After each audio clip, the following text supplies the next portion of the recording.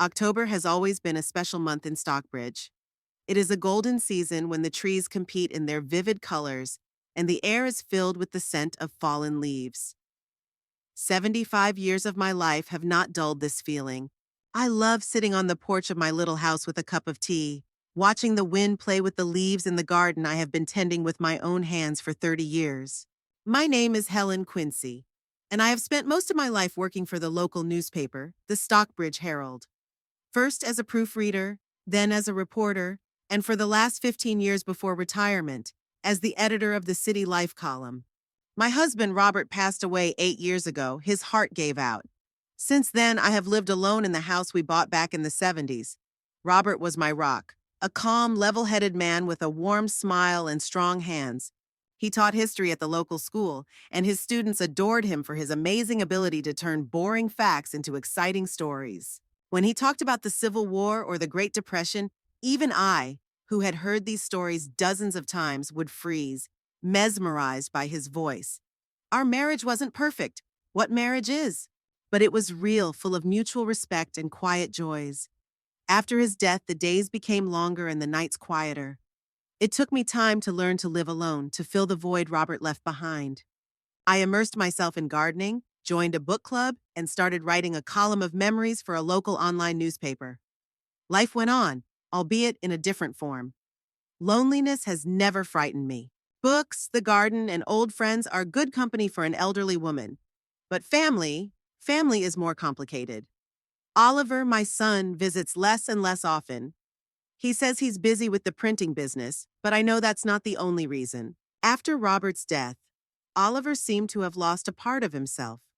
They were very close, father and son, bound not only by blood, but also by common interests and a shared worldview. I think my presence sometimes painfully reminds him of his father. I understand that, but it doesn't make it any easier. His wife Laurel, a lovely woman for the most part, always tried to remain neutral in our family affairs. In the early years after we met, she sincerely sought to establish a relationship with her mother-in-law, inviting her over for tea, asking for advice on recipes, giving her nice, albeit banal, gifts for the holidays. I appreciated these efforts, even if they sometimes seemed a little contrived. But in recent years, she has increasingly taken the side of my grandson's wife, becoming a mediator who is gradually distancing herself from me. Brianna Pryor, now Quincy, is the real problem. I remember when Ethan brought her to meet us 5 years ago. He called ahead, his voice sounding unusually excited. Grandma, I want to introduce you to someone special. That special someone turned out to be Brianna. Tall, slender, with perfectly styled red hair and a smile that never reached her eyes. Nice to meet you, Mrs. Quincy, she said then, looking around my modest home with poorly concealed disdain. Her gaze lingered on Robert's worn armchair, which I couldn't bring myself to throw away, on the old photographs in simple frames, on the bookshelves bending under the weight of volumes collected over the years. That day, I made apple pie, an old family recipe I had always been proud of. Apples from our own garden, cinnamon, a pinch of nutmeg, and a secret ingredient, a little lemon zest to bring out the flavor. Robert always said my apple pie was the best autumn had to offer. Grandma's pie is the best in Stockbridge, Ethan said with a sincerity I hadn't heard in his voice in a long time. Brianna, you have to try it. She took a piece, the smallest one, picked it up with a fork, and after barely tasting it, set it aside. Did she notice how the enthusiasm faded from Ethan's eyes? How his shoulders slumped slightly at this small but significant rejection? It's very sweet that you still bake at your age, she said, with that special intonation that turns a compliment into an insult. I prefer gluten-free desserts. And with less sugar, of course. I have to watch my figure. Since then, our relationship has only deteriorated. After the wedding, Brianna began to systematically distance Ethan from me. At first, it was small things. He called less often. His visits decreased from weekly to monthly. When I called myself, Brianna usually answered the phone, explaining that Ethan was busy or had just left. Phone calls turned into hurried exchanges, as if he were talking to me under someone's watchful eye. And when little Emily, my great-granddaughter, was born, I found out about it from a social media post that Oliver showed me on his phone. No phone call, no visit, just a message on the internet, as if I were a casual acquaintance rather than the grandmother of the young father. We had a baby girl, 6 pounds, 4 ounces, named Emily Grace. Mother and baby are doing well. I remember my heart sinking at this impersonal announcement. I wasn't invited to the hospital, nor was I called immediately after the birth. When I finally saw Emily, she was already 3 weeks old, and the visit lasted barely an hour. Brianna explained that they had to go because the baby had a feeding schedule. The saddest thing is that Ethan, a kind and responsive boy, turned out to be too weak-willed to resist his wife's influence. I saw how he changed, how his shoulders gradually slumped, and his sincere smile gave way to forced politeness. He loved music and played the guitar. Where is that instrument now? He was into photography, and his nature photos were even exhibited in a local gallery. Now his camera is probably gathering dust somewhere in the attic. In high school, he dreamed of studying art, but chose accounting as a more practical profession. I remember how Robert supported him, saying that life was too short to do something you didn't love. But after his death, there was no one to remind Ethan of his dreams, and he took the path of least resistance. And now it seems he has stopped resisting anything at all. The morning phone call snapped me out of my reverie. I still have a landline at home. I don't see the point in giving up tried and tested things for dubious conveniences. I also have a cell phone, a gift from Oliver, but I only use it for emergencies or when I leave the house. Grandma? Ethan's voice sounded unnaturally cheerful. How are you? Hello, dear. Everything's the same, I replied, hiding my surprise. Ethan hadn't called me in 3 months. The last time was on my birthday, and the conversation lasted no more than 5 minutes. Just long enough to say happy birthday and apologize for not being able to come over because they had plans with Brianna's friends. Listen, Brianna and I are celebrating our 5th wedding anniversary this Saturday. We're having a small dinner party and He paused and I heard a rustling sound as if someone was next to him. We'd like you to come. I felt my hand tighten around the phone. Something wasn't right here. Brianna had never voluntarily invited me to her house. In the 5 years of their marriage, I had only been there a few times, and each visit had been a tense ordeal for everyone involved. Really? I asked cautiously. Ethan cleared his throat. Yes, Mom and Dad are coming, along with a couple of friends. Nothing fancy, just a family dinner. At 7 o'clock. I can pick you up if you want. I heard sincerity in his voice that touched me. Perhaps all was not lost with my grandson. Thanks, dear, but I'll get there on my own. Taxis are still running in our city, you know. I tried to make my voice sound lighthearted, which I didn't really feel. There was a pause. I could almost hear the gears turning in my grandson's head as he tried to figure out if I was offended. Ethan had always been sensitive to other people's moods, another trait that seemed to have been dulled by Brianna's influence. Fine, he finally said. We'll see you at 7 then. Do you remember the address? Of course I do. River Street, 23. I'm not so old that I forget things like that. I couldn't resist a slight dig. My age was one of Brianna's favorite topics for jokes, although she, of course, called it caring for the older generation. After the call, I sat for a long time staring at the phone. Something definitely didn't add up. Throughout their marriage, Brianna had organized many events, from barbecues to Christmas parties, and had never seen fit to invite me. We didn't want to tire you out, Mrs. Quincy, she would say with feigned concern when I found out about the events after the fact. At your age, such late parties can be tiring. Or, it will be very noisy, with lots of young people. You would feel uncomfortable. I wondered what could have changed now. Perhaps Ethan had finally mustered the courage to insist on my presence. Or had Brianna decided to change tactics, moving from outright disregard to feigned inclusion? In any case, I decided to accept the invitation. At least it would give me a chance to see Emily, who had recently turned 4 and whom I had seen only a couple of times in the past year. At noon, I decided to walk to the bookstore owned by my old friend, Percy Huxley. We have known each other since we were both widowed and found solace in talking about books and life. Percy lost his wife Eleanor a year before Robert passed away, and this shared loss brought us closer together. Widowhood is a special kind of loneliness that only those who have experienced it can understand. Percy is the only person with whom I can be candid without fear of judgment or pity. Stockbridge is a small town, and Percy's shop was only a 15-minute walk from my house. The walk was pleasant. The autumn sun caressed my face and fallen leaves rustled underfoot. I thought about the upcoming dinner, mentally reviewing gift options for Ethan and Brianna. What do you give for a 5th wedding anniversary? Wood, I think. Or is that for the 7th anniversary? Age was beginning to affect my memory, even though I resisted it with all my might.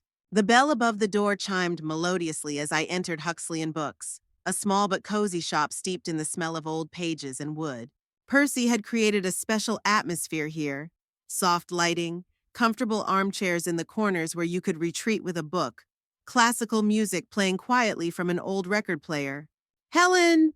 Percy looked up from the cash register and smiled. What a pleasant surprise! Percy was a tall man with a shock of gray hair that he refused to cut short. The eyes behind his round glasses always looked attentive and warm. He must have been handsome in his youth. Even now, at 77, he retained a special breed and dignity that attracted attention. "I brought your garden shears," I said, placing the tool on the counter. Percy had lent them to me a week ago when I was battling overgrown rose bushes in the garden, and I decided to pick up something to read while I was at it. "A detective novel?" Percy asked, knowing my weakness for the genre. After so many years in journalism, I had retained my curiosity about human nature, about the motives behind people's actions, about the secrets they keep behind the respectable facades of their lives. This time something classic, where people behave decently, at least on the pages of a book, I sighed. Percy raised an eyebrow, a gesture he had perfected over years of dealing with picky customers and now used almost reflexively. "Family troubles?" I sighed. "Ethan called today. He invited me to their wedding anniversary, dinner this Saturday." "Is that bad?" Percy began, wiping down the counter, even though it was already clean. This habit of order and cleanliness was another trait I appreciated in him. "It's strange," I said, sitting down on a customer chair. "Brianna always did everything she could to keep me away from their house. And now, suddenly, an invitation to a family dinner?" Percy stroked his beard thoughtfully. "Maybe they're trying to mend fences?" I snorted. "The last time I saw Brianna, she suggested I think about a nursing home while there are still places with a good view." That was 2 months ago when she picked up Oliver for some event at the printing house. "Outrageous," Percy said, shaking his head. "And that's just the tip of the iceberg. Last Christmas, she accidentally spilled mulled wine on the photo album I brought to show Ethan. It had pictures of him as a child." "Oh, what a shame," she said. "But maybe it's for the best. Why keep old junk?" Percy shook his head sympathetically. "And after that, you're still wondering whether you should go?" "Of course I'm wondering," I said, adjusting my scarf. "It'll be an evening of fake smiles and poorly concealed contempt. I'm not sure I have the strength for that kind of performance." Percy walked around the counter and sat down next to me. "Helen, how long have we known each other? 30 years? 40? 37 to be exact. Ever since you opened the store and I wrote an article about it for the newspaper. Over the years, I've never seen you back down from a challenge. When Robert got sick, you were a rock. When they wanted to shut down the newspaper, you organized a petition." I smiled, despite the heaviness in my chest. "I'm getting old, Percy. Sometimes it's so tiring to fight." "What are you going to do?" He looked at me intently. "Stay home, decline the invitation, let that woman think she's won?" There was truth in his words. Declining the invitation would be exactly what Brianna wanted. I could almost see her smug smile. "I told you, Ethan, your grandmother is no longer in a condition to attend family events." "I'll go," I said decisively. "I'll wear my dark blue dress with the silver brooch, and I'll be the picture of charm." "That's my Helen," Percy said proudly, patting my arm. "But what about the gift? What do you give for a 5th wedding anniversary?" "Patience, as far as I remember," Percy joked, "but seriously something related to wood, I think."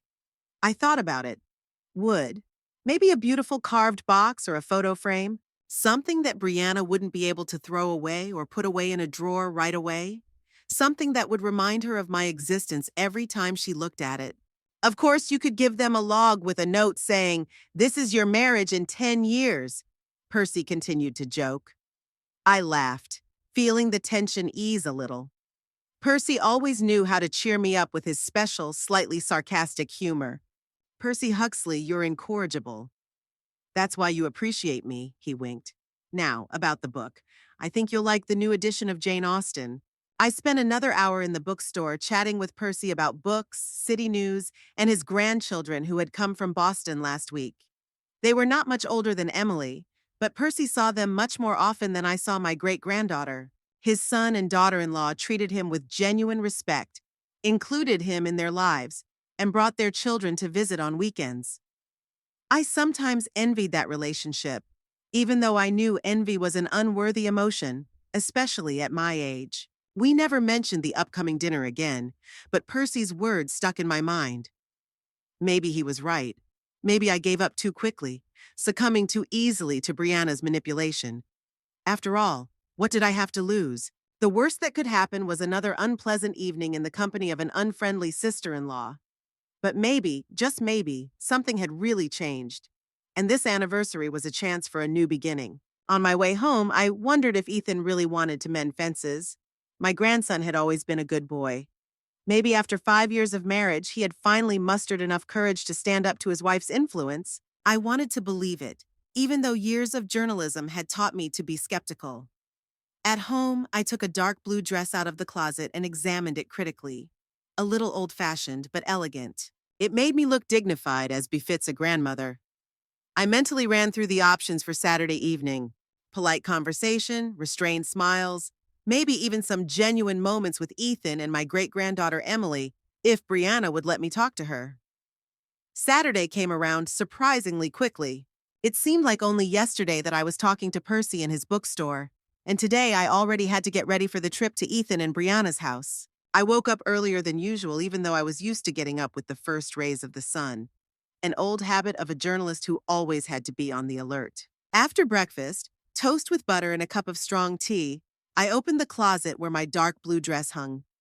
The fabric was a little wrinkled, so I had to get out the iron. These modern electronic irons with steam and other bells and whistles always seemed like overkill to me. My old heavy iron had served me faithfully for almost 30 years. As I smoothed out the dress, my thoughts naturally turned to how our family had changed since Ethan and Brianna's wedding. Before he met her, Ethan visited me at least once a week. Sometimes he just dropped by, sometimes he helped around the house, changing a light bulb, fixing a leaky faucet, or just sitting with me over a cup of tea talking about his work. I remember how happy he was when he told me about his promotion at his accounting firm. After he met Brianna, his visits became less frequent, but I chalked it up to the natural course of things. A young man in love with a beautiful girl is no longer so interested in spending time with his grandmother. But after their wedding, everything changed for good. In the first months of their marriage, I still tried to maintain the relationship. I invited them to dinner and offered to help them settle into their new home. Brianna always found a polite way to decline. "Thank you for the offer, Mrs. Quincy, but we can manage on our own," she would say with that special smile that didn't reach her eyes. "We already have everything we need." I could see Ethan squirming in these situations, clearly torn between wanting to please his wife and not wanting to offend his grandmother. Soon, he began to avoid my invitations himself, coming up with increasingly far-fetched excuses. When they announced their pregnancy, I was genuinely happy for them. I sent a bouquet of flowers and a baby blanket I had knitted myself. Brianna called to thank me, but there was no warmth in her voice. And the blanket, as I later learned from Laurel, was donated to a charity shop. "Not in the children's style," Brianna explained. "After Emily was born, I hoped I could be a real great-grandmother. Read her fairy tales, bake cookies, pass on family traditions. But I was only allowed to see my great-granddaughter on major holidays, and even then under Brianna's watchful eye, who always found a reason to interrupt our conversation. 'It's time to feed Emily,' she would say. Or 'Emily has a schedule, she needs to sleep.' Hanging the ironed dress back in the closet, I sighed. The memories did not bring me joy, but today was a chance to improve our relationship, at least a little. Perhaps the 5th anniversary of their marriage had caused Brianna to reconsider her attitude toward her husband's relatives. I looked at my watch. It was around 10 in the morning. The shops were already open, which meant it was time to go and buy a gift. After talking to Percy, I decided to buy a beautiful wooden box, symbolic for the 5th anniversary and practical for storing small items. The only souvenir shop in Stockbridge didn't have much choice, but I was lucky to find an elegant carved cherrywood box. It wasn't too big, but it was roomy enough for Brianna's jewelry. As far as I could remember, she loved the chunky bracelets and necklaces she wore to all the events. The saleswoman carefully wrapped the box in gift paper and tied it with a ribbon. The fifth wedding anniversary is wood. She smiled. Good choice. I hope she likes it, I replied, although my inner voice told me otherwise.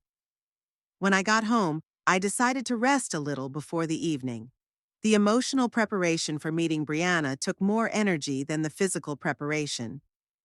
I felt like I was before a battle. I needed to gather my thoughts, calculate possible scenarios, and prepare answers to the barbs that would undoubtedly follow. After a short nap, I began to get ready. I took a shower and styled my hair in a simple but elegant hairstyle. I always managed to style my short gray strands without much effort. I applied a little powder to hide age spots and a touch of lipstick, not too bright, so as not to give Brianna a reason to mock old women who try to look younger. The dark blue dress fit perfectly. It was worth keeping myself in shape all these years, doing regular morning exercises and working in the garden. A silver brooch in the shape of a maple leaf, a gift from Robert on our 30th anniversary, completed the look. I was never a beauty, but I always knew how to look presentable. At 6:30, I called a taxi. The driver, a young guy with headphones, didn't even ask for the address. In a small town like Stockbridge, everyone knew where the Quincy family lived, especially after Brianna threw a grand party to celebrate the opening of her advertising agency. Ethan and Brianna's house was in a new neighborhood in Stockbridge, where all the houses were built according to the same design, 2 stories, with large windows and neat lawns. I remembered how proud Ethan was of buying this house, although to me all these modern buildings looked faceless, devoid of character and history. When the taxi stopped in front of their house, I saw that there were already 2 cars in the driveway. Oliver's silver sedan and a red convertible that must have belonged to Brianna's friends. I paid the driver and, clutching the gift tightly, headed for the front door. The doorbell rang melodiously, and a few seconds later, Ethan opened the door. A sincere smile appeared on his face, the first real smile I had seen from him in years. Grandma! He leaned down and kissed me on the cheek. I'm so glad you could come. I wouldn't miss this for the world, dear, I replied, stepping into the hallway. 5 years of marriage is a big deal. Ethan helped me take off my light coat and hung it on a hanger. I noticed that he looked tense, despite his attempts to appear cheerful. The Adam's apple in his throat was twitching, a sure sign that my grandson was nervous. Is everyone here? I asked, adjusting my brooch. Yes, Mom and Dad and our friends, Nora and Elliot Norton. They're in advertising too, Ethan explained, leading me into the living room. The living room was decorated in a trendy, minimalist style. White walls, black furniture, glass surfaces, and not a single unnecessary detail. No family photos, no books, not even any houseplants. Everything looked like it had come straight out of a glossy magazine, flawless and faceless. Brianna was standing at the bar, pouring wine into glasses. When she saw me, she gave a forced smile. Mrs. Quincy, I'm glad you could make it, she said in that particular tone I had learned to recognize, fake joy hiding irritation. Thanks for the invitation, Brianna, I said, handing her the wrapped box. Happy 5th anniversary. She took the gift with 2 fingers, as if it were something unpleasant, and casually placed it on the table next to the other boxes. That's very sweet of you, she said, without even looking at the wrapping. We'll open all the gifts later. Oliver and Laurel immediately came over to me. My son looked embarrassed, but Laurel hugged me with unexpected warmth. Mom, you look wonderful, she said. That dress suits you very well. Thank you, dear. I was touched by this small gesture of kindness. Nora and Elliot Norton, a couple about the same age as Ethan and Brianna, politely introduced themselves. They looked like exact copies of the hosts, just as well groomed, fashionably dressed, and with the same forced smiles. Ethan has told us a lot about you, Elliot said, shaking my hand. You were a journalist, right? Yes, I worked for the Stockbridge Herald for almost 40 years, I replied. It used to be a respected newspaper. Print media is dying, Nora stated emphatically. Everything is going digital now. Our agency hardly uses print advertising anymore. Brianna agreed with her friend. Absolutely right. It's like riding a horse when everyone else has switched to cars. I felt a vein begin to throb in my temple, a sure sign of rising blood pressure. Some things never go out of style, I calmly objected. Quality journalism, for example, or manners. I emphasized the last word. Ethan coughed nervously and quickly changed the subject. Let's sit down at the table. Dinner is ready. The dining room was as sterile and trendy as the living room. A large glass table, 6 black chairs with high backs. On the table were perfectly arranged cutlery, snow-white napkins folded in some intricate way, and a minimalist floral arrangement of 3 white lilies. Brianna showed me to a seat at the far end of the table, away from Ethan, who sat at the head. She herself took a seat to her husband's right. Emily was nowhere to be seen. "Where's my great-granddaughter?" I asked, adjusting the napkin on my lap. "With the nanny," Brianna replied curtly. "This is an adults-only evening. She would be bored." I wanted to argue that I could spend time with Emily in the nursery while the adults socialized, but I kept quiet. I didn't want to start a conflict right off the bat. Dinner was served, some kind of complicated modern dish with small portions arranged on huge plates with artistic sauce around them. I could barely make out a thin slice of meat under a mound of something green. "Filet mignon with microgreens and balsamic sauce," Brianna announced proudly. "The recipe is from the latest issue of Gourmet." "It looks interesting," I remarked politely, although I would have preferred a simple home-cooked meal. The conversation at the table revolved around the advertising campaigns that Brianna and her agency were developing for some major clients.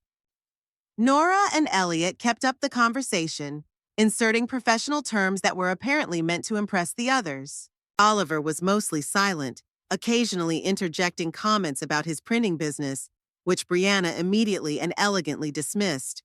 "Printing is nice, of course, but the future belongs to digital platforms." I noticed Laurel looking sympathetically at her husband, but she said nothing in his defense. Years of marriage had apparently taught her not to confront her sister-in-law.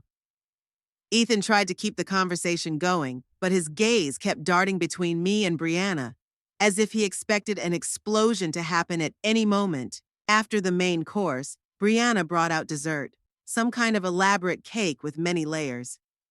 "It's a lavender and white chocolate cake," she announced. "I ordered it specially from the best bakery in town."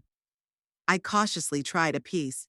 The cake was too sweet and had a strange perfumed aftertaste, but I politely praised it. "Very unusual." "I'm glad you like it, Mrs. Quincy," Brianna replied with that same smile that didn't reach her eyes. "Although I understand that it may be too sophisticated for someone accustomed to more traditional cuisine."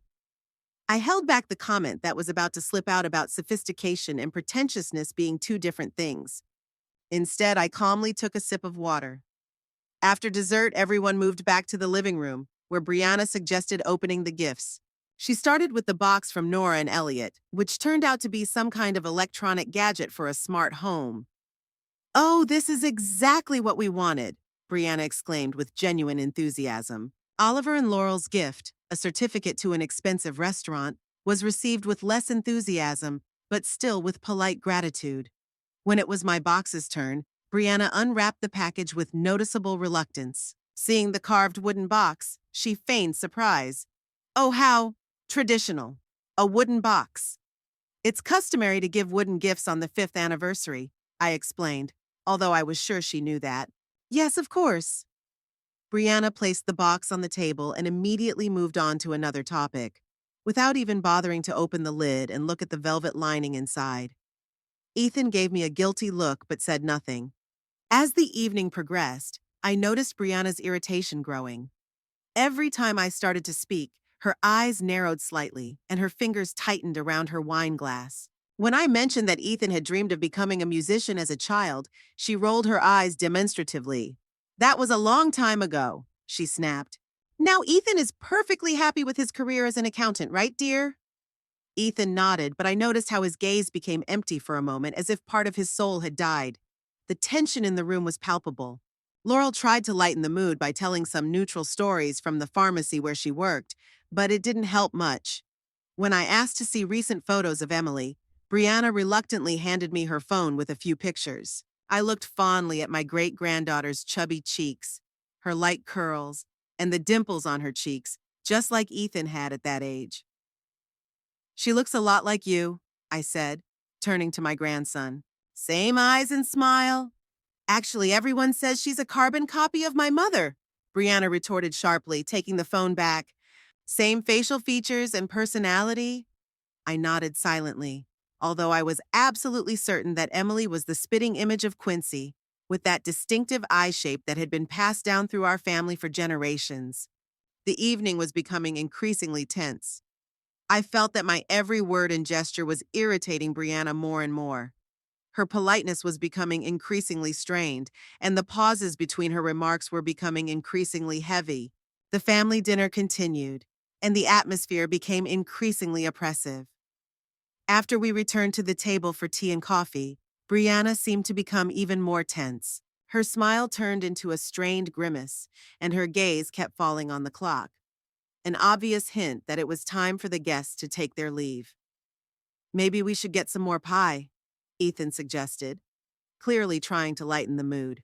"I don't think that's necessary," Brianna snapped. "We still have your favorite port, which we can offer the men in the study." Elliot Norton perked up. "Great idea. You have cigars, don't you, Ethan?" My grandson nodded uncertainly, as if the idea of splitting up the group was not part of his plan. Oliver looked as if he was ready to run away anywhere, just to get out of the crossfire between Brianna and me. "Of course the men can go somewhere private," Nora agreed, glancing at her friend. "And we girls will chat here." I noticed Laurel sigh quietly. She clearly didn't want to be left alone with Brianna and her friend, but she had no choice. When the men left, Brianna immediately turned her attention to Nora, as if Laurel and I didn't exist. "You won't believe what Samantha did at the last meeting," she began, crossing her legs and ostentatiously adjusting the expensive bracelet on her wrist. I took the opportunity to look around. There was a family photo on the wall: Ethan, Brianna, and little Emily. They looked like the perfect family from an advertisement, all in white shirts with identical smiles. But there was something in Ethan's eyes that betrayed a sadness that even a stage photo shoot couldn't hide. The conversation between Nora and Brianna was getting more and more lively. They were talking about some mutual friends, using names that meant nothing to me or Laurel. "Excuse me," Laurel ventured to interrupt them. "Can I see Emily? I brought her a small gift." Brianna froze for a second, as if she had forgotten her own daughter existed. "She should be asleep by now," she replied finally. "The nanny puts her to bed at 8. "It's only 8:30, I remarked quietly, glancing at my watch. Brianna shot me an irritated look. "We have a strict routine." Studies show that children develop better with regular sleep. At that moment, a child's cry came from upstairs. Laurel raised her eyebrows but said nothing. Brianna pretended not to hear anything and continued her conversation with Nora. I couldn't take it anymore. "I think Emily is awake." "That's normal," Brianna snapped. "Children wake up sometimes. The nanny will take care of it." The crying continued, becoming louder and more desperate. I saw Laurel nervously fiddling with her napkin, clearly trying to resist intervening. "Maybe we should check on her," I suggested as gently as possible. "She sounds very upset." "The nanny is a professional," Brianna replied irritably. "She has instructions." "But she's your daughter." The words slipped out before I could stop them. Brianna turned sharply toward me. "Don't tell me how to raise my child, Mrs. Quincy." At that moment, the door opened, and a young woman, presumably the nanny, entered the room with a tearful Emily in her arms. The little girl was wearing unicorn pajamas, her face red from crying. "I'm sorry, Mrs. Quincy," the nanny said to Brianna. "She woke up from a nightmare and is asking for her mother. I can't calm her down." Brianna looked as if she was ready to sink through the floor out of shame and irritation at the same time. She glanced quickly at Nora, apparently afraid of losing face in front of her friend. "Okay, give her to me," she said, reluctantly holding out her arms. Emily immediately burrowed into her mother, sobbing, "Mommy, I was scared." "There's a monster in the closet." "Sweetie, we've told you there are no monsters," Brianna said, mechanically patting her daughter on the back. but her gaze remained distant. Maybe she just needs to spend some time with her mom? I suggested. Ethan was also afraid of monsters when he was a child. I remember we came up with a special spell against monsters. I noticed Emily's eyes widen with interest, but Brianna interrupted. We have our own methods, Mrs. Quincy.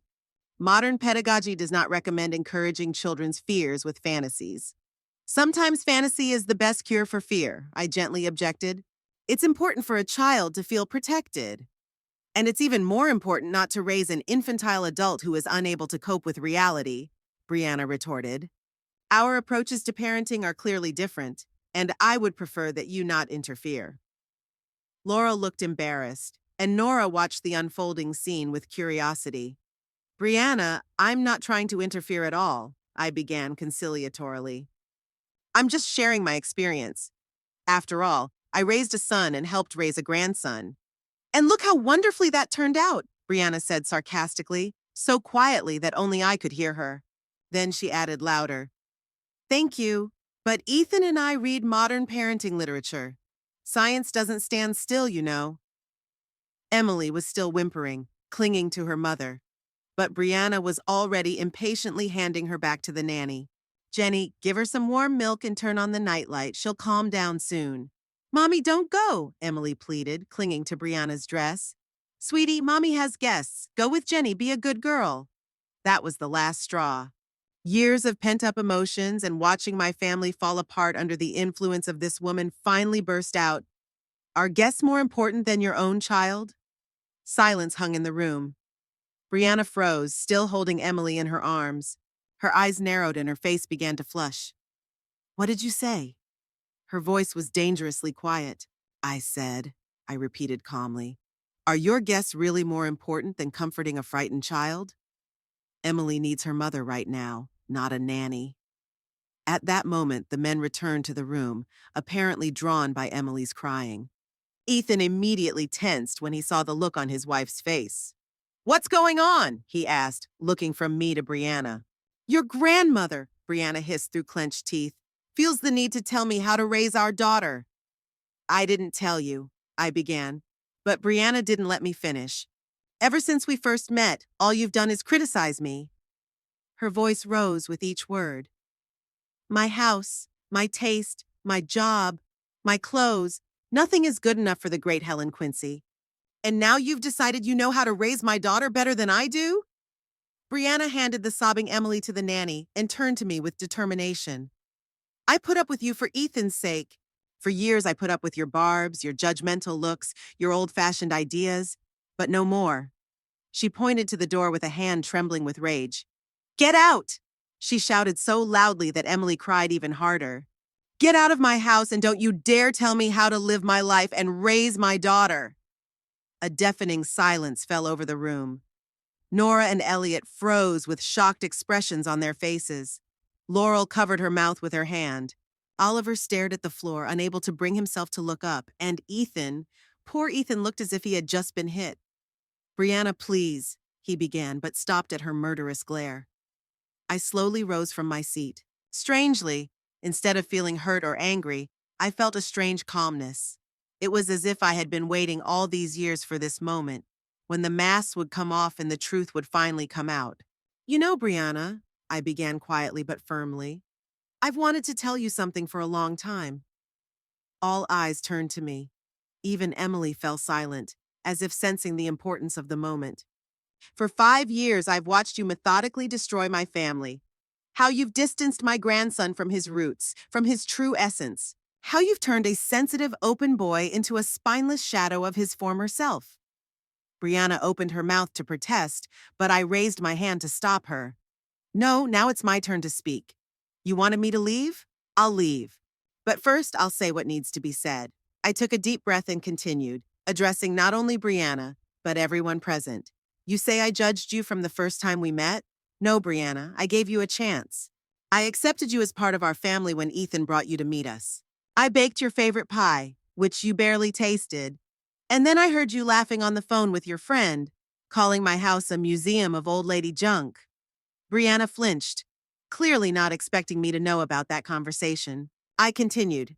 At your wedding, I gave you an antique clock. a Quincy family heirloom that had been passed down from generation to generation. You thanked me, and a week later, I saw that clock in an antique shop in Norfield.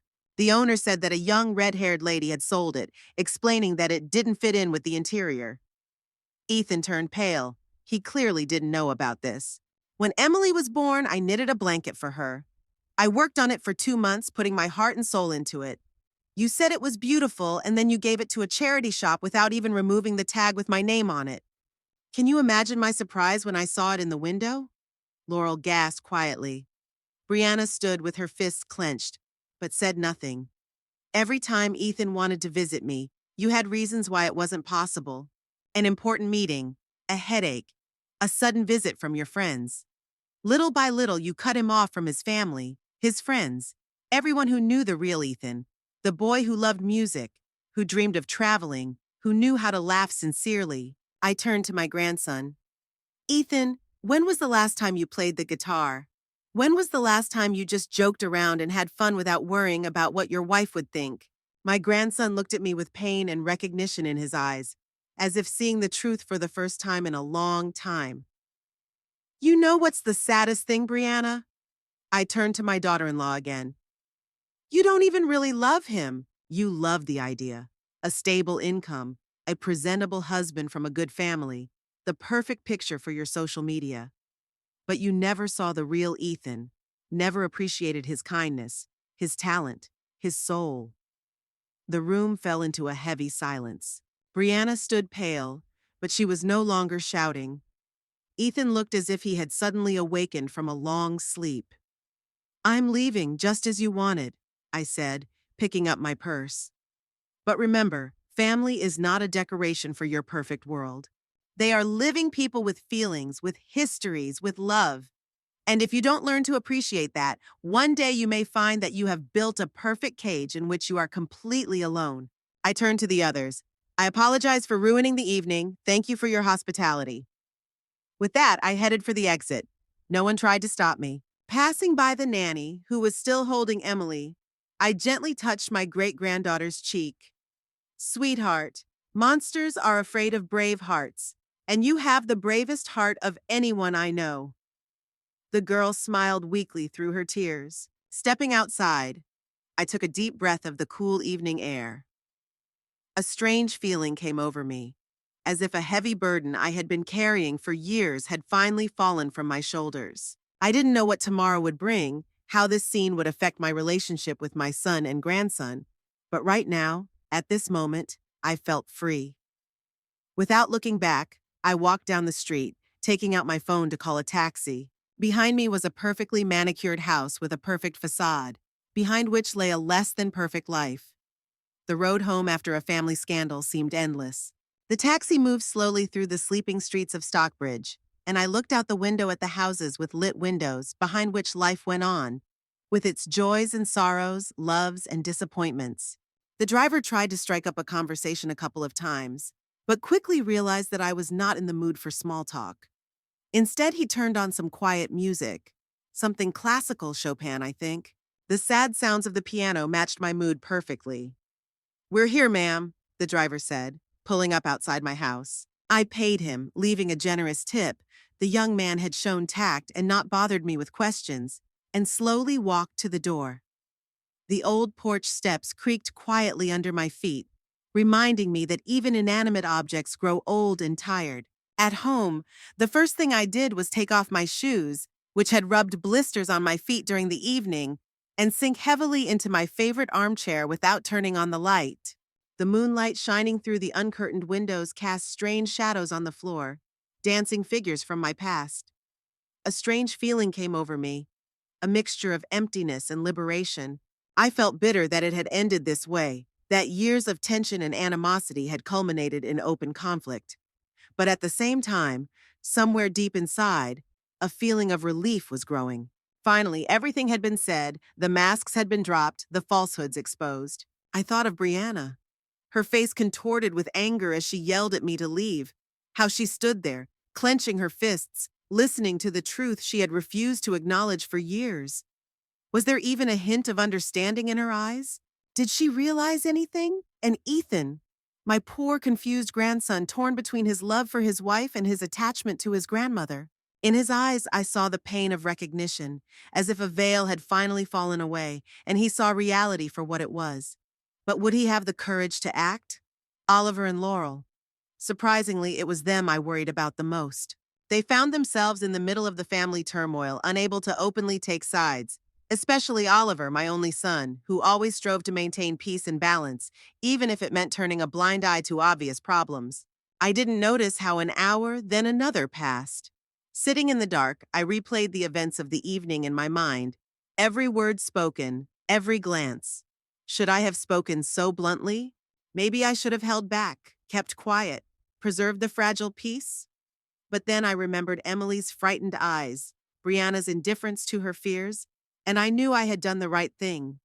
Some things need to be said, even if the truth hurts. Finally, feeling a leaden heaviness in my body, I got up and wandered into the bedroom. Sleep would not come. I lay there, staring at the ceiling, going over the twists and turns of my life in my mind. I remembered how I met Robert at a dance at the City Club, how he awkwardly asked me to dance and stepped on my foot, but smiled so disarmingly that it was impossible to be angry. I remembered how Oliver was born, a tiny, red screaming bundle who instantly became the center of our universe. I remembered how happy we were when Laurel announced her pregnancy, and how proud Robert was to become a grandfather. What would you say, Robert? I asked myself. What would you do in my place?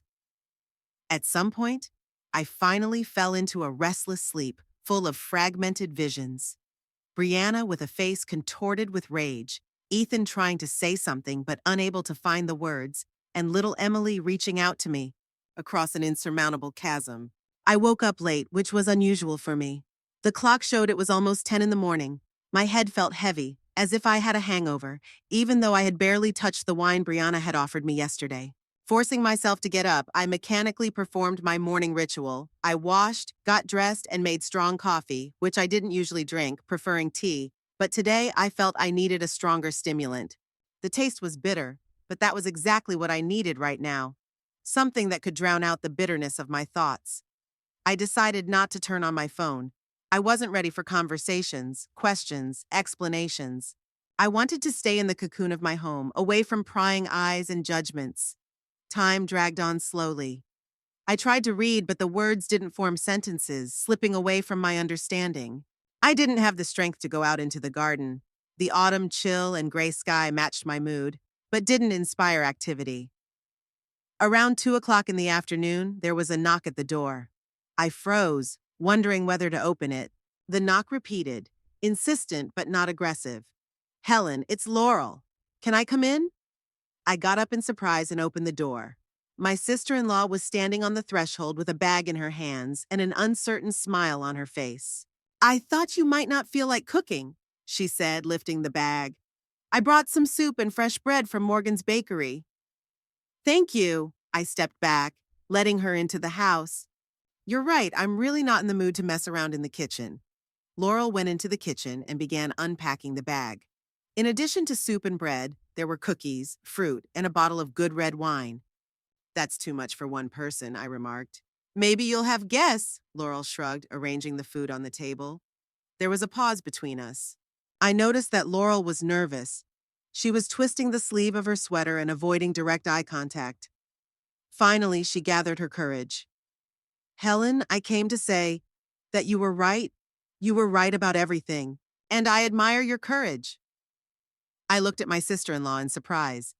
In all the years I had known her, she had never spoken so directly, preferring to take a neutral position in all family conflicts. Sit down, I said, pointing to a chair.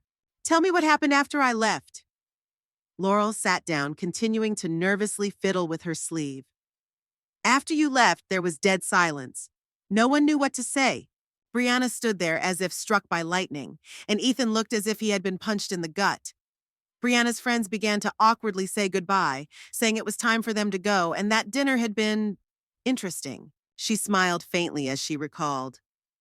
You should have seen Nora's face. Such fake sympathy, but with greedy curiosity in her eyes. I'm sure it didn't take her an hour to tell all her friends. What about Ethan? I asked, trying to keep my voice steady. Laurel paused, searching for the right words. He didn't say anything until the guests left. Then he asked Brianna if what you said was true. About the watch, about the blanket for Emily, and what did she say? At first, she tried to deny it, accused you of lying. But Ethan, I've never seen him so firm. He said he would check with the antique shop, and if it turned out you were right, they would have to have a serious talk. I felt a strange sense of satisfaction. So my grandson wasn't completely lost. Something of the old Ethan was still there after all. Brianna started crying then, Laurel continued. She said the watch was old and ugly, that you had deliberately given her something so inappropriate to humiliate her taste, that the blanket was also terrible, Grandma's, and she couldn't allow her daughter to sleep under such junk. I smiled bitterly. It's always easier to blame someone else than to admit your own mistakes. Oliver finally lost it, Laurel continued unexpectedly. He told Brianna she had gone too far. That it's one thing not to like your mother-in-law, but it's quite another to systematically destroy family ties. You should have seen his face, Helen. I can't even remember the last time he was so himself. Oliver has always been a fair boy, I said quietly, feeling a lump in my throat. Even as a child, if he saw injustice, he couldn't keep quiet. Laurel nodded. We left shortly after that. Ethan walked us to the car, looking completely lost. He said he'd call you when he'd sorted things out with Brianna. What about Emily? What about her? I remembered my great-granddaughter's frightened little face. The nanny took her away at the beginning of the scandal, but before I left, I looked in on her. She wasn't asleep. She was drawing something in her crib. Do you know what she said to me? Grandma Helen said I have a brave heart and monsters are afraid of me. I smiled through the tears that suddenly welled up in my eyes. At least something good came out of this evening. What about Oliver? I asked. He must be upset about all this. Laurel shook her head. You know, he looked relieved. All the way home, he talked about how tired he was of the constant tension of having to choose between his mother and his sister-in-law. He said he was proud of you for finally saying out loud what everyone had been silent about for years. It was unexpected. My quiet, conflict-averse Oliver suddenly appreciated my action, which was everything I hadn't taught him. Loud, confrontational, destructive of the appearance of propriety. He said he'd stop by tomorrow, Laurel added. He wanted to give you time to recover. I nodded, grateful for this consideration. Today, I really wasn't ready for another emotional conversation. Laurel and I heated up some soup, sliced some bread, and sat down to eat. The conversation turned to more neutral topics. Laurel's job at the pharmacy, local news, the last book she had read. It was nice to just sit with her, without any tension or the need to choose every word carefully for fear of offending her. When Laurel was about to leave, she suddenly gave me a big hug. Thank you, Helen, for everything. For what exactly?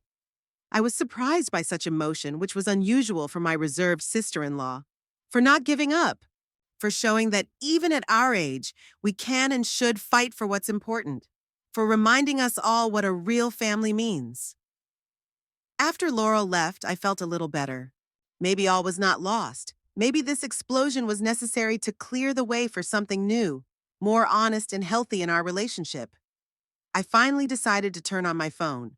As expected, there were several missed calls from Ethan and a couple of messages asking me to call him back when I had a chance. I dialed his number, feeling strangely calm. After the third ring, he answered, Grandma? His voice sounded wary and guilty at the same time. Hello, Ethan. He faltered. I wanted to apologize for yesterday, for how things turned out. You don't have to apologize for your wife, I said gently. Each of us is responsible only for our own words and actions. No. I should have intervened earlier. I shouldn't have let her treat you that way. I thought it would be better for everyone, to keep the peace, not rock the boat. Sometimes you have to rock the boat to see how strong it is, I remarked. Otherwise, the first real storm could capsize it. There was a pause. I heard Ethan take a deep breath. You were right. About everything. About the watch, about the blanket for Emily, about how Brianna gradually isolated me from the family. I checked the antique shop. The watch was really there. The owner even remembers who sold it. And how do you feel now that you know the truth? I asked, trying not to sound judgmental. Betrayed, deceived, angry, but also liberated in a way. It's like I've been wearing distorted glasses for a long time, and now I can finally see the world as it really is. What are you going to do? I don't know, Ethan replied honestly. Brianna and I talked all night. She cried, then got angry, then cried again. She said she felt she wasn't good enough for our family, that I always put you and my parents above her, that she just wanted to start her own family without the constant shadow of the past. There's some truth to that, I admitted. Every young couple should build something of their own, something special, but not on the ruins of what came before them. I told her we have to change everything. That I want Emily to know her great-grandmother, to be part of our big family, that I don't want to pretend to be someone I'm not anymore. And what did she say? That she'll think about it. His voice sounded tired, but with a glimmer of hope. It's not a categorical no like before. Maybe this is the beginning of something new. I'm happy for you, Ethan, I said sincerely. For both of you. Sometimes you have to hit rock bottom to push off and float back up. Grandma, I'd like to come see you one of these days. Maybe with Emily. Without Brianna, for now. Until we work things out. Of course, dear. I'd love to have you. After talking to Ethan, I felt a mixture of hope and skepticism.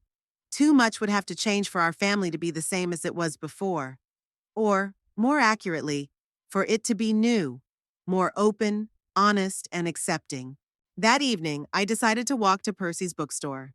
I needed an outside perspective, and who better than an old friend to offer a view free of family bias? The store was already closing when I arrived, but Percy, seeing me through the window, hurried to unlock the door. Helen? I've been thinking about you all day, he said, letting me in and locking the door behind me, flipping the sign from open to closed. How was dinner last night?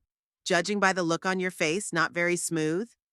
If only you knew, I sighed, sinking into a visitor's chair. Percy took a bottle of whiskey and 2 glasses from under the counter. I think we'll need something stronger than tea today. He poured us both a small amount and sat down opposite me. I told him everything about the fake atmosphere at dinner, the growing tension, how Brianna ignored Emily's crying, her "get out" scream, and my final speech, in which I expressed everything that had been building up over the years. Percy listened attentively without interrupting. When I finished, he shook his head.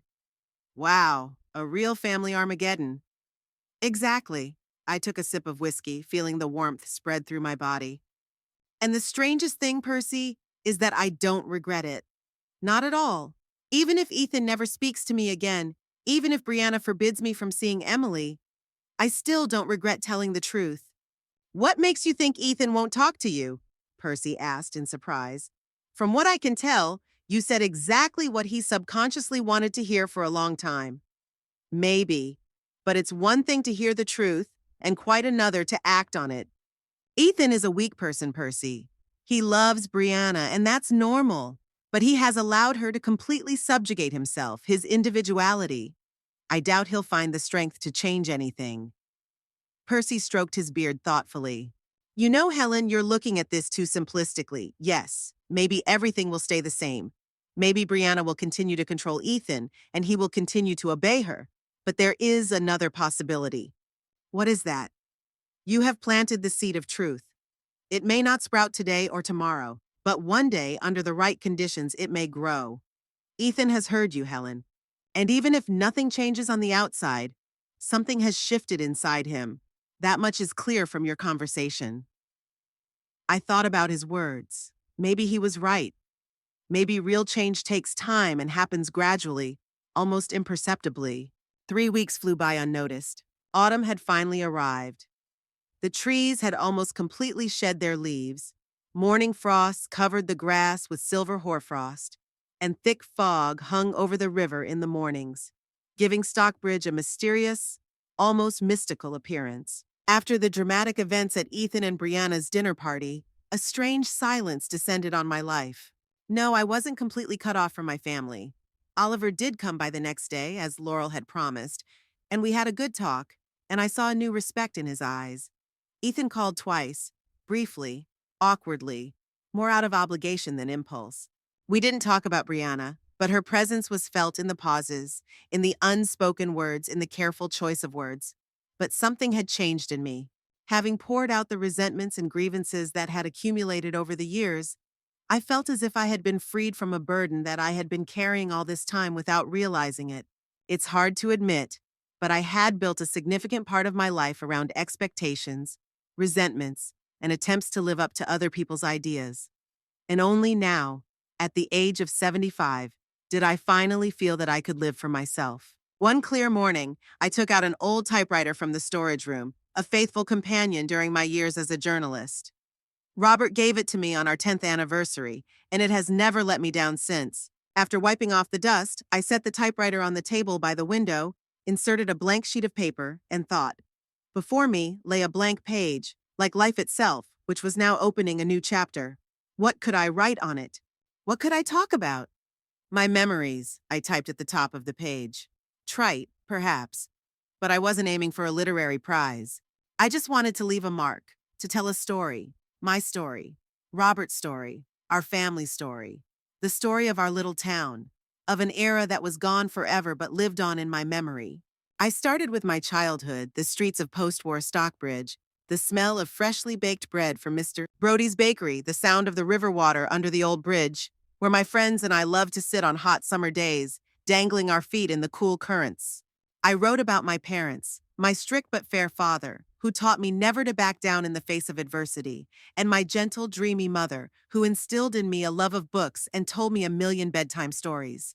The words flowed like a dam had burst. I wrote about school, my first love, disappointments, and dreams, and how I decided to become a journalist after seeing how the power of the printed word forced the city council to reverse its decision to demolish a historic theater building.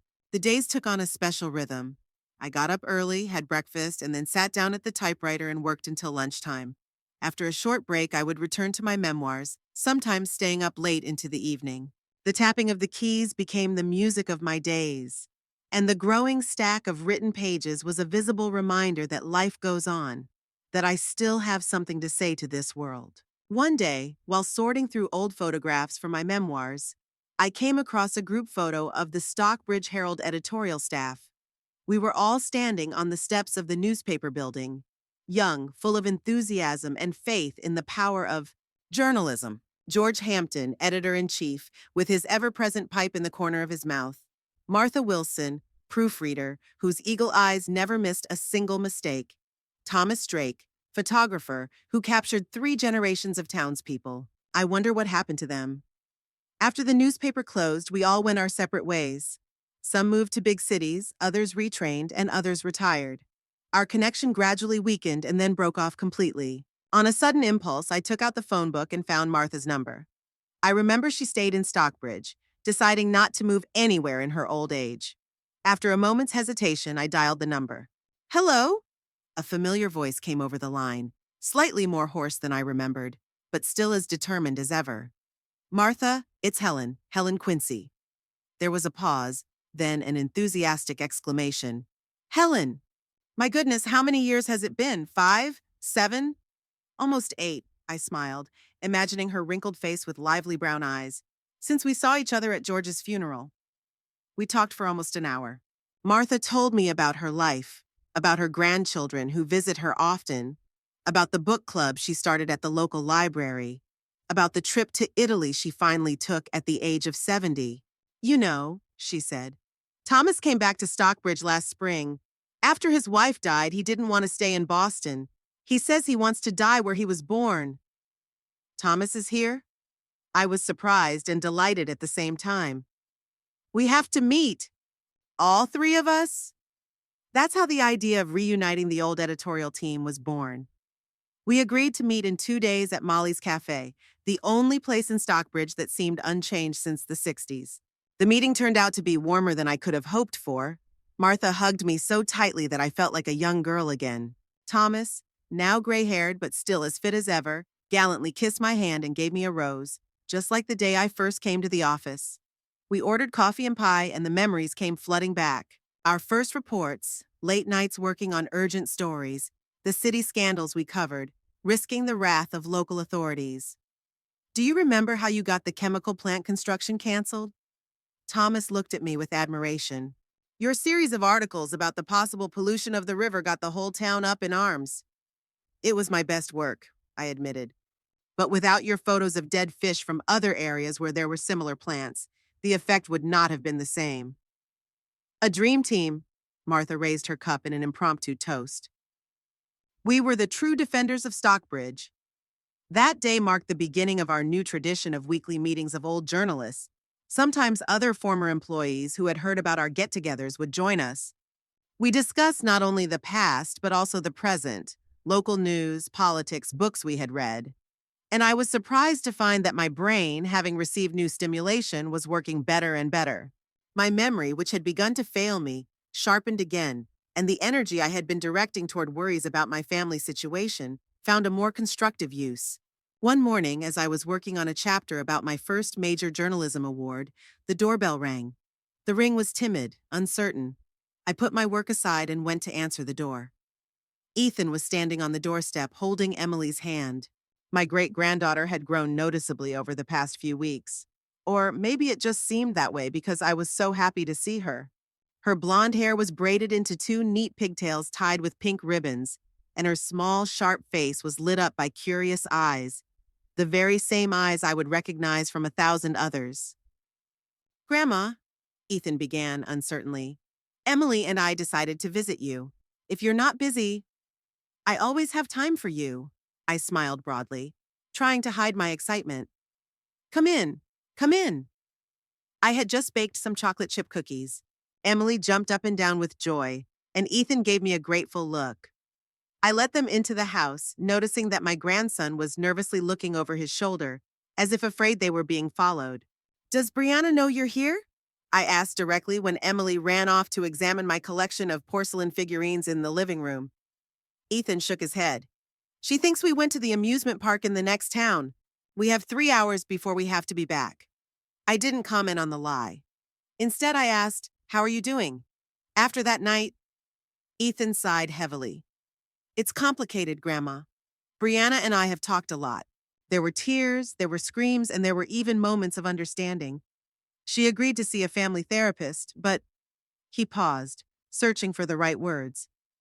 But she's not ready to talk to you, at least not yet. I understand, I nodded, though I must admit it still hurt. What about Emily? How is she coping with all this? She's a remarkably resilient child, Ethan said proudly. She asks a lot of questions, of course, especially about you. She remembers your words about a brave heart. Since then, the monsters in the closet haven't bothered her anymore. I felt a warm wave of tenderness toward this little girl, who clearly had the same character traits as our family, the same determination, the same curiosity that had distinguished Oliver as a child and Ethan himself, until he came under his wife's influence. Grandma Helen! Emily returned to the kitchen, holding an old framed photograph in her hands. Is that you? The photo was taken when I was 20, on the day I received my first journalism award. A young woman in a strict suit with a notebook in her hands and a determined look on her face. Yes, dear, that's me, a long time ago. You were so beautiful, Emily exclaimed sincerely. And you're still beautiful, just in a different way. I laughed. That's the best compliment I've had in a long time. What were you doing in that photo? My curious great-granddaughter persisted. I was a journalist. I wrote stories that really happened so that people could learn about them.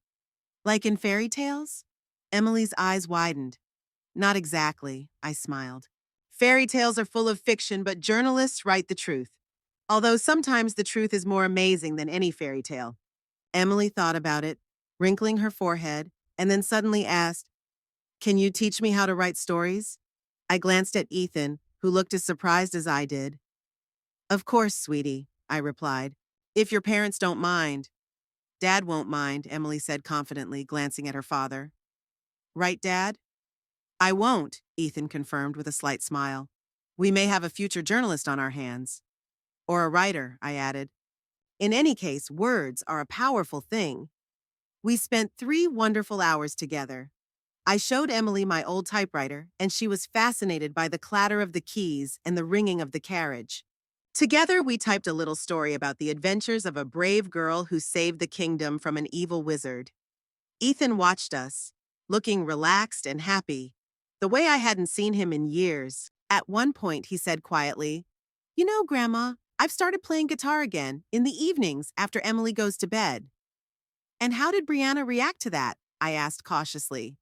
"At first, she was surprised. Then she said it was a waste of time." He smiled weakly. "But I play anyway.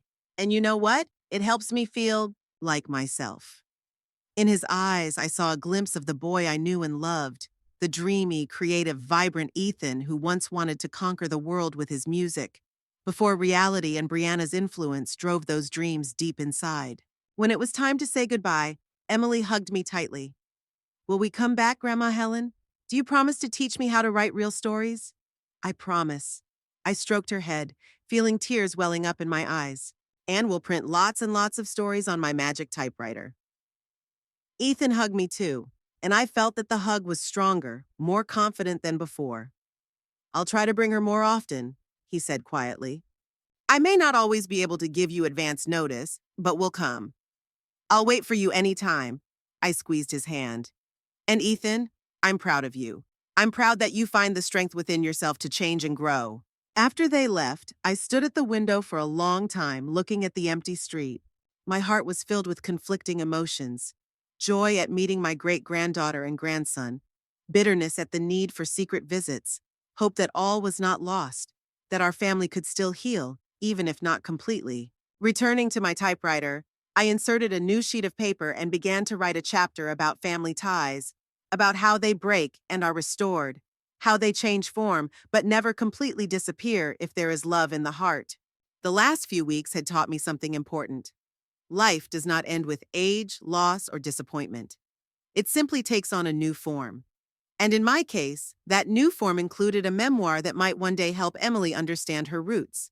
It included a renewed friendship with Martha, Thomas, and other colleagues who shared an important part of my life's journey with me. And it included a new relationship with Ethan and Emily, perhaps secret, perhaps limited, but real and sincere. I wasn't going to make peace with Brianna, not after everything that had happened, not after years of manipulation and attempts to destroy our family. But I wasn't going to let that conflict define my happiness, my worth, my ability to love and be loved.